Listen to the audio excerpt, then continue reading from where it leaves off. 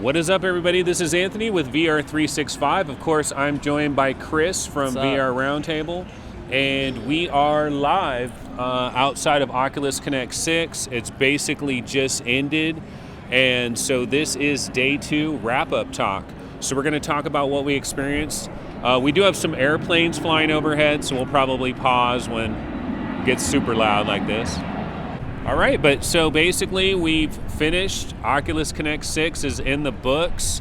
Chris, how was your day 2? Was there any major experience that you had? You know, it was pretty good. I'll be honest, I didn't do too much today. I was trying to go to some talks. I saw John Carmack, obviously the keynote in the morning with John Carmack was pretty cool. Always By the good. way, John Carmack right now, Church of Carmack is going on right now on the second story. Hella people just crowded all around him. It must be weird to just draw these huge crowds around you, but yeah. He seems to just focus on whoever he's with, and so yeah, there's lots of people that are mingling. Down over here, lots of people drinking brewskis, having all kinds of white Russians. Deli Wolfensparger's probably down there too. And so it's a weird Oculus Connect 6. I gotta say, I talked to Mike from Virtual Reality Oasis, talked with Nathan. Oh, we went to a breakfast. Well, yeah. I mean, it was a breakfast for everybody, but we were there today. And Cass and Cherry, I met them in person, Tyrell Wood, Mike from Virtual Reality Oasis. Who else was there? Anybody you can think of? Yeah, I mean, all the F Reality guys except Nathan. So a lot of YouTubers. Rowdy Guy was there. ZimTalk5. I met ZimTalk5 for the first time in person. So that was really cool to meet all these people. And the general gist of this thing, though, is a lot of people seem to be kind of depressed. And I mean, that's a little bit overblown. But I think what it is people are thinking that the Rift S is basically dead, okay? And it's funny, on our last night's show, I was like, I don't think the Rift S is dead. This is just a side thing. Then I tried Oculus Link. What do you think? It worked great. I tried it with Asgard's Wrath. First time I ever played Asgard's Wrath. And honestly, I didn't notice any degradation. I was looking up and looking down left and right. I didn't notice any kind of weirdness that was going on. It all worked out great as far as I was concerned. So, and also I noticed how they had 2 little clips that were on the Quest head strap. 2 little clips, and I asked the lady, I was like, does it come, if you order the Oculus cable, does it come with these clips? And it probably does, but she was saying that it was a prototype cable, and so everything is subject to change. Now, I imagine, you can use your own cable, right? You don't necessarily need to get that cable. But what you're probably going to want to do is, where the thing where you can print out any little thing, somebody's going to... print some clips for it. That'd be really good. Someone's going to come out with a perfect clip printer thing, and then you're good to go. Yeah. So, you're right. I probably made it seem too terrible yesterday. I think I just noticed that little bit of latency, but John Carmack this morning was talking about all these ways to improve the Link and how he's thinking they could even maybe get lower latency than the Rift S with this solution, which was hilarious that he said that.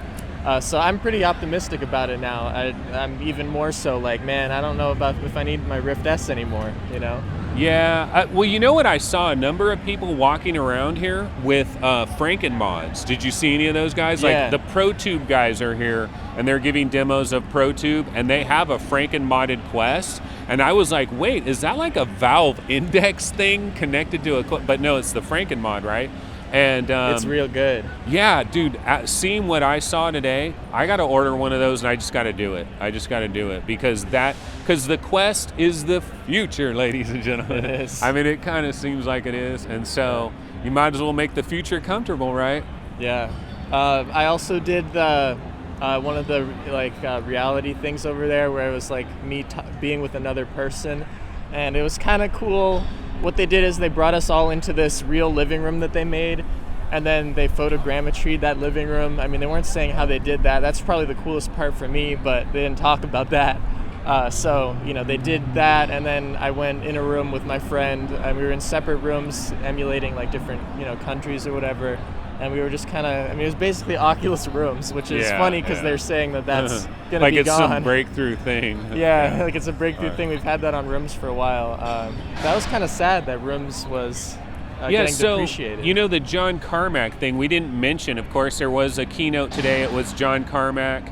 And honestly, when John Carmack does one of these things, you really just need to like watch that video like 5 different times, because he goes through so many different things that he just bounces from this thing to that thing to this thing to that thing. And so you'll get like one sentence that is like jumps out at you, but then he's going off onto other stuff and you forget about it. So I really need to like rewatch that whole thing. And maybe I'll do one of these things where I, take little individual clips of certain key sentences that he said that I thought were kind of interesting. He was talking about resolution. He kind of almost did an A-brash thing towards the end of it. He did, yeah. He was pretty optimistic about the future of basically Quest. The future of mobile VR, pretty much. You know. The other thing I wanted to say too, guys, is like if you didn't get to come to Oculus Connect 6, and obviously you didn't because you're watching this probably, but for those of you that didn't come to this, you honestly didn't miss out on much, and I'm going to tell you why. Because what you missed out on was waiting in multi-hour long lines. Because right after the John Carmack keynote, I made an immediate run, and it was a running of the nerds. Like, it really was. Like, we were in front of Innovation Hall, and they weren't letting any of us in. And then as soon as they let everybody in, it was a mad dash, and everybody went to the exact same spot. It was the better hand tracking demo. And I ran there too. Other people were running there, but they were like ducking under the the line to get in. And there was like, it would be a single file line normally, but there was like 3 and 4 people all stuffed in there. And so I was in there too, but it became obvious there was no way I was going to get a demo before another meeting that I had, so I had to bounce out of there. So I didn't get the advanced finger tracking demo. You didn't either, right? No, me neither, yeah, which sucks. That would have been really cool. It also would have been cool with the demo that they gave for the multiple people in different, countries, because we were just still using touch controllers. I feel like for social, it would have been cool to be like, "Hi, Mom," or whatever. So that was a little bit of a missed opportunity. Actually. Yeah. That's true. Anything else you remember from the John was there anything else that stood out to you about John Carmack? It's really hard for me to think of anything. I'm going to have to redo it. Basically, Gear VR is dead. Officially. Yeah, he gave the eulogy for that. He gave the eulogy. We already knew that, basically. Like, I haven't seen anything about Gear VR in forever. It seems like even the Go is kind of whittling away, and he was saying how he wants to really preserve all the old Go stuff, which I think is cool for like and the history everybody clapped perspective. for that. Yeah, like everybody cheered that. Like he was saying 20 years from now, it'd be cool if people can get a retro experience of like what we're experiencing now. Yeah, which is good, because as it is now, like I was like, man, all this Go stuff I'm never gonna play again. I'm never going to see it. So a lot of the Go stuff is, I was reading an article about the Go stuff coming over to Quest, and a lot of it's going to come over, and then like he was talking about, like they have like an emulator and stuff, like, so I mean, I guess the Go will kind of live on with the Quest, so there's that. I got a number of demos today. Like I said, I tried Asgard's Wrath, which is coming out on October 10th. And man, that game is really gorgeous, I think. I tried it with the Oculus Link, but it still looked very gorgeous. And the controls and everything worked well. I think that's going to be a game that basically, if you're a VR gamer and you want a nice high-end game, you're pretty much going to want to get Asgard's Wrath on October 10th. I'm jealous, man. Yeah. I really wanted to play that. Lines were so long. Yeah, and the biggest demo I got all day today, Medal of Honor, baby. I got in there. Do you know that Mike from Virtual Reality Oasis, Nathy, like a lot of the biggest YouTubers, well, Tyriel did get in there, but a lot of the big YouTubers did not try Medal of Honor. We're going to go ahead and pause for a second because giant airplane flying overhead. But yeah, so I did get to try Medal of Honor, and it was a half an hour demo. Oh, and you know what? I was doing so good in the demo. Well, the lady said, like the attendant person said, she said all the freaking, like 3 different Respawn Entertainment developers were watching me play. Like Really? they were like, yeah, because I got through a couple different chapters of the game. Like I went through the entire chapters, and I guess most of the people like didn't even make it through one chapter, and I got through like 2 chapters. So they were pretty surprised by that. There goes his Red Bull can, unfortunately. But yeah, Medal of Honor, it looked very good. It played very good. The sound was good.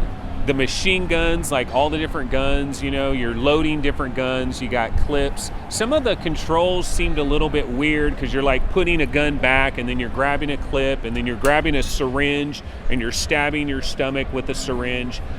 If there was a downside to the Medal of Honor thing, I would say the downside is it's kind of just a run and gun like shooting gallery. Like, I mean, that would be the biggest downside to me is like, because you're just kind of running through these halls and just, you know, machine gunning people, throwing grenades. But it's World War II. I'm hoping there's more of a story and stuff that goes along with it as well. Yeah, from what I heard about that, my friend Carl was talking to the developers, and they said like all these levels are basically going to be scrapped. They're all just test levels. And they have like a full story that like none of that's here yet. So okay, yeah. That's the cool thing. When the story comes in, then it probably will make a lot more sense. I got to another, like I was in one level where you're inside, and you're going down hallways. You're like in the kitchen, and you know Nazis are jumping out everywhere. They're speaking German. You're shooting them up. And one interesting thing. So Rowdy Guy, I think it was Rowdy Guy was saying, based on what he played in Medal of Honor, he thinks it is going to be coming to the Oculus Quest. And because of the graphics and stuff, and I was like, whoa, I was taken aback by that. And then when I played Medal of Honor, like looking at the graphics of how they did everything, they might be able to water it down and get it on the Quest. And it makes sense because, dude, if you're Oculus and you're going to pay like however many million they're paying to Respawn, they probably eventually want that on Quest too. Yeah, that's well. true. I'm glad you got to try it. I'm jealous. Yeah. That was the highlight of the show for me, probably because it's, you know, it's a long distance thing that we're not going to see for a while. Yeah. Was there any other? Oh, you went to a talk, didn't you? Yeah, I went to a talk about. All the talks here are really weird. They're not like previous Connects where they're like an hour long and they really go in depth. It's very consumerized. So this was a talk about audio, but it was only yet again another like 15-minute talk where they're like, here's what we did. We did pre-production of the audio. Then we produced it.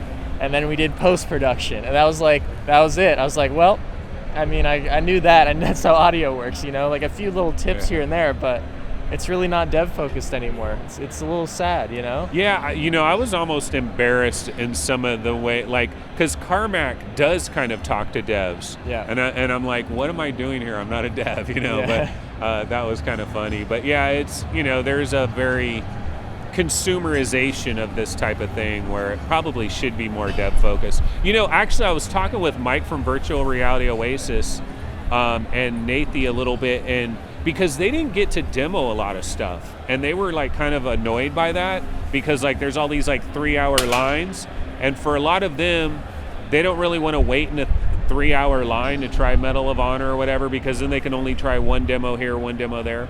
And I was telling them, I was like, you know, it'd be cool if Oculus Connect was like a 3-day thing, and on the first day maybe just have like press and creators try stuff out, and then the next 2 days are like actual like devs and everybody else, or I don't know, something like that might work out better.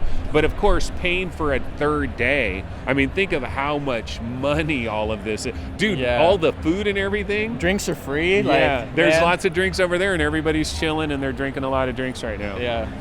And of course, a lot of people paid like big money to actually come here and buy a ticket. Yeah. So, you know, there's that. So they kind of deserve it, right? Yeah. Because we had a great breakfast. It was a good breakfast, but we got there before all the food was gone this time. Yeah. Let's see. So what else can I say? You know, I played Lone Echo 2. It was the final demo I got of the whole day. Like, I didn't know that Lone Echo 2 was even here. And then I found out that Lone Echo 2 was here, and I was able to get a quick demo of that. And it's the Lone Echo that we all know and love pretty much, but just extended. But Olivia, like, seeing her again, I mean, we've experienced it, right? But when you just see her like floating in front of you and she's occupying space and she's talking to you, the lip sync was off. And I actually talked to the attendant guy about that, and I said, but I mean, this is early. This is like beta, alpha, whatever. Like, it's early code. And so that's coming in 2020. So I'm sure the lip sync will be on target and everything. And the story was kind of interesting. It seems like there might be a little bit more like combat kind of like going on in the story for Lone Echo 2. And the inverse kinematics worked all good and everything. Yeah. Is there anything else you wanted to talk about in terms of like just the general vibe of like what people you're talking to or what people think about this show? I don't know. I think like there's a general disappointment, at least from everyone I've talked to, that said it's really worse than previous Connects. It's still really cool to meet everybody. I think that's always been the highlight, is meeting people. So that YouTuber breakfast was probably one of the highlights for me. Yeah. Meeting people, like actually shaking hands and stuff. I met Cass and Chari and, Zim talking, all these guys. Got to shake their hands and stuff. And, meeting them face to face is really a cool thing, absolutely. And also, I actually had a lot of people come up to me, VR 365 viewers, that were like, hey, are you Anthony? Some VR Roundtable people as well and stuff. And one guy thought I was from MRTV, but, You're Sebastian. Yeah. But yeah, so you're talking like it was kind of a general level of disappointment. Some people are a little bit down, because like a lot of these people that are here were like DK1, DK2, Kickstarter backers. These are the real deal, right? Yeah. And so it is a little disappointing. I was talking to Nathan. One of the things I mentioned to him is like, we're going to get a lot of games that are going to still come to the Rift, but they're really going to be Quest games, and they're going to be Quest games that get up converted. But that isn't necessarily the end of the world, because I think like Journey of the Gods, Face Your Fears 2, like Sport Scramble. Have you tried most of those on Rift? Yeah, because they're pretty great. good. They look great. I mean, it's just clearer, and like the art style upscales really well. So I don't think that's really too big of a deal. There's just going to be less of the super realistic stuff, Oh, people were raving about Pistol Whip by Cloudhead Games, which I think comes out like early November, like November 7th or something like that. People were kind of ranting and raving about it. Mike from Virtual Reality Oasis, Nathan, Rowdy Guy, like all of them love that.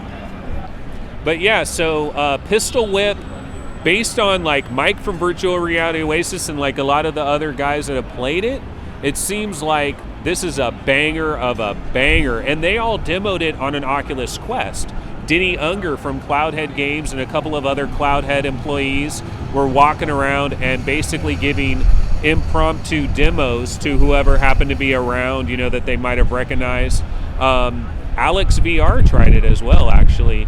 And I probably could have tried it, but you know what? Everybody that was demoing Pistol Whip, like, they're like, it's pretty crazy, man. Like, you look like a real weirdo when you're just looking from the outside. Somebody, like, you got to be comfortable with yourself to demo Pistol Whip in front of, like, all these people that are walking around. But they're all into it, excited.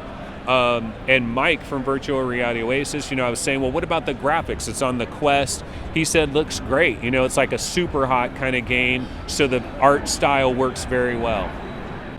So, Chris, so to kind of wrap this up a little bit, like, do you feel like because you were a DK1 guy, weren't you? Or like, yeah, so you were a Kickstarter backer?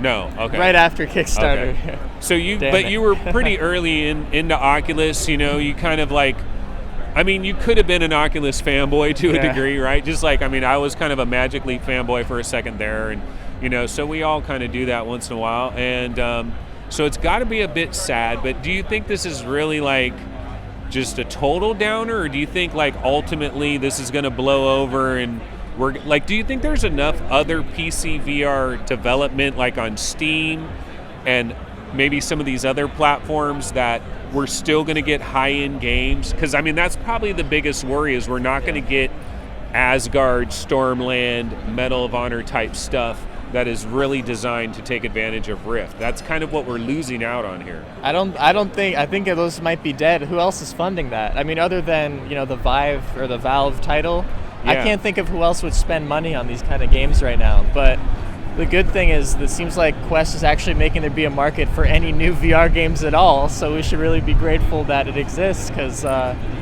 developers can finally start making money. Well, one thing I will say is like, look at Boneworks, Stress Level Zero, right? They're making a Quest game, and I know everybody's kind of like, whoa, Stress Level Zero, traders, right? No, but like a game like Boneworks, like that's the kind of thing that we can still look forward to in terms of like high-end VR. And I still think there's going to be third-party developers that are going to make some pretty good games. It's just the AAA. That's where we're kind of hurting. Like we didn't get Assassin's Creed. I don't know what the deal is with that, because it seemed like that rumor seemed so solid, and even stuff that Ubisoft was saying kind of backed that up. So maybe that's an announcement that is still going to come in the future or something. Yeah. But hey, we got Asgard's Wrath and Stormland coming out pretty soon. So in the near term, I'm pretty excited. Yeah, this fourth quarter should still be very good. Yeah. It's really 2020 that we're maybe a little bit worried. Yeah. Well, so one of the other things that I mentioned is like, in this whole Debbie Downer thing about like PC VR took a major hit, all of that kind of thing.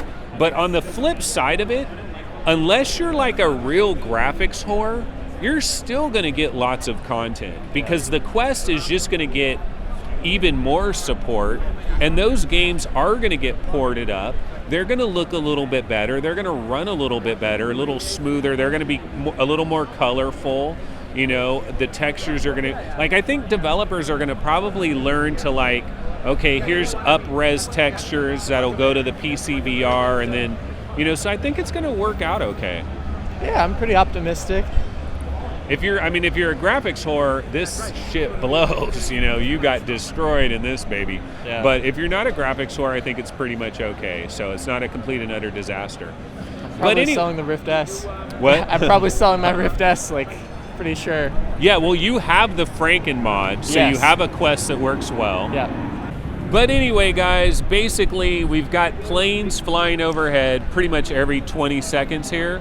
And we're pretty much going to wrap it up. So, ultimately, I think the takeaway is that VR is still alive and well, and we'll have plenty of stuff to play. Buy a Quest if you don't already have one. Yeah. Get the Franken mod. Don't fight the future is pretty much what I got to say. Gotta conform. Yeah. All right. So that'll do it for VR 365. Chris, really awesome having you here. This is super cool. It's great. We had a lot of fun. We'll definitely remember this, and lots of cool people in the community. It's a really cool vibe. Everybody's really into it, so that's great, obviously. Yeah. Okay, we'll see you guys later. Take it easy. Bye.